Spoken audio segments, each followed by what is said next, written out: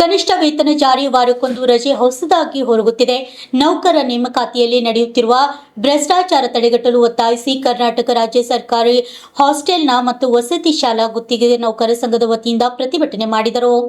ಕಲಬುರಗಿ ಜಿಲ್ಲೆಯಲ್ಲಿರುವ ಸಮಾಜ ಕಲ್ಯಾಣ ಇಲಾಖೆ, ಅಲ್ಪಸಂಖ್ಯಾತ ಕಲ್ಯಾಣ ಇಲಾಖೆ ಮತ್ತು ಕ್ರೈಸ್ತ ವಸತಿ ನಿಲಯಗಳಲ್ಲಿ ದುಡಿಯುತ್ತಿರುವ ಹೊರಗುತ್ತಿಗೆ ನೌಕರಿಗೆ ಸರ್ಕಾರದ ನಿಗದಿಪಡಿಸಿದ ಕನಿಷ್ಠ ವೇತನ ಇನ್ನೂ ಜಾರಿಯಾಗಿಲ್ಲ.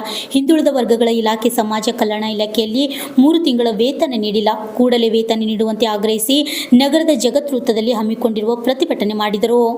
Bureau report, RJ32 Kannada news, Kalaburagi.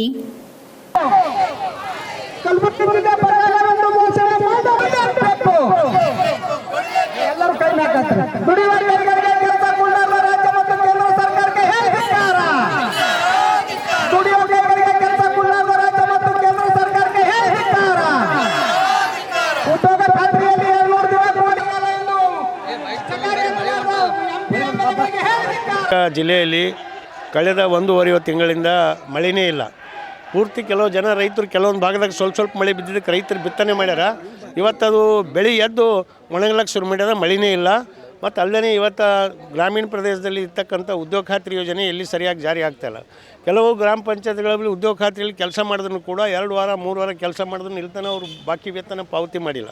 ಅಲ್ಲದೆ ಮುಂದೆ ಖಾಲಿ ಇದ್ದವು ಕೆಲಸ ಕೊಟ್ಟರೆ ಕೆಲಸನೂ ಕೊಡ್ತಾಯಿಲ್ಲ. ಹೀಗಾಗಿ ಗ್ರಾಮೀಣ ಪ್ರದೇಶದಲ್ಲಿ ಒಂದು ಕಡೆ ಕುಡಿಯೋ ನೀರಿನ ಅಭಾವ ಆಗ್ಯದ, ಒಂದು ಕಡೆ ಕೂಲಿಕಾರರಿಗೆ ಕೆಲಸ ಇಲ್ಲ. ಹಿಂಗಾಗಿ ಗುಳೆ ಹೋಗ್ಲಿಕ್ಕೆ ಶುರು ಮಾಡ್ಯಾರ. ಇದು ದೊಡ್ಡ ಸಮಸ್ಯೆ. ಅದಕ್ಕಾಗಿ ನಾವು ಹೇಳ್ತೇವೆ, ಜಿಲ್ಲಾಡಳಿತ ಇವತ್ತು ಗಮನ ಹರಿಸಿ ಗುಲ್ಬರ್ಗ ಜಿಲ್ಲೆ ಬರಗಾಲ ಅಂತ ಘೋಷಣೆ ಮಾಡಿ ಎಲ್ಲ ಒಂದು ರೈತರಿಗೆ ಕೂಲಿಕಾರರಿಗೆ ಎಲ್ಲ ಕೆಲಸ ಕೊಡಬೇಕು.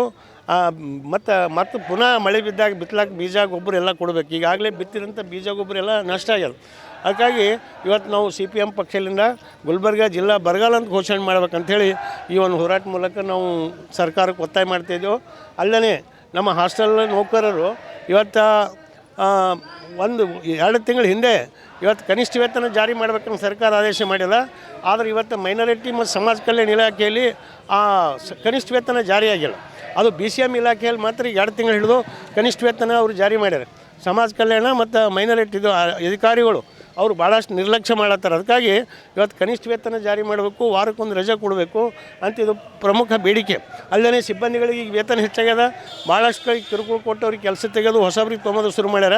ಅದನ್ನು ಕೂಡ ನಾವು ವಿರೋಧಿಸಿ ಇವತ್ತು ನಾವು ಇಲ್ಲಿ ಧರಣಿ ಮಾಡ್ತಾಯಿದ್ದೆವು. ಈ ಧರಣಿ ಸತ್ಯಾಗ್ರಹಕ್ಕೆ ಸಂಬಂಧಪಟ್ಟ ಅಧಿಕಾರಿಗಳು ಬರಬೇಕು. ಅವರು ನಮ್ಮ ಬೇಡಿಕೆ ಬಗ್ಗೆ ಸ್ಪಂದನೆ ಆಗುವವರೆಗೂ ಕೂಡ ಈ ಒಂದು ಧರಣಿ ಸತ್ಯಾಗ್ರಹ ನಾವು ಮುಂದುವರಿಸಬೇಕಂತ ತೀರ್ಮಾನ ಮಾಡಿದ್ವಿ. ಸರ್, ನಾಳೆ CM ಅವ್ರು ಬರ್ತಾ ಇದ್ದಾರೆ, ಅವರಿಗೆ ನಾಳೆ CM ಅವರಿಗೂ ಕೂಡ ಭೇಟಿಯಾಗಿ ಅವ್ರಿಗೆ ನಮ್ಮ ಗುಲ್ಬರ್ಗ ಜಿಲ್ಲಾ ಪರಿಸ್ಥಿತಿ ಬಗ್ಗೆ ಮನವಿ ಪತ್ರ ಕೊಡ್ತೇವೆ.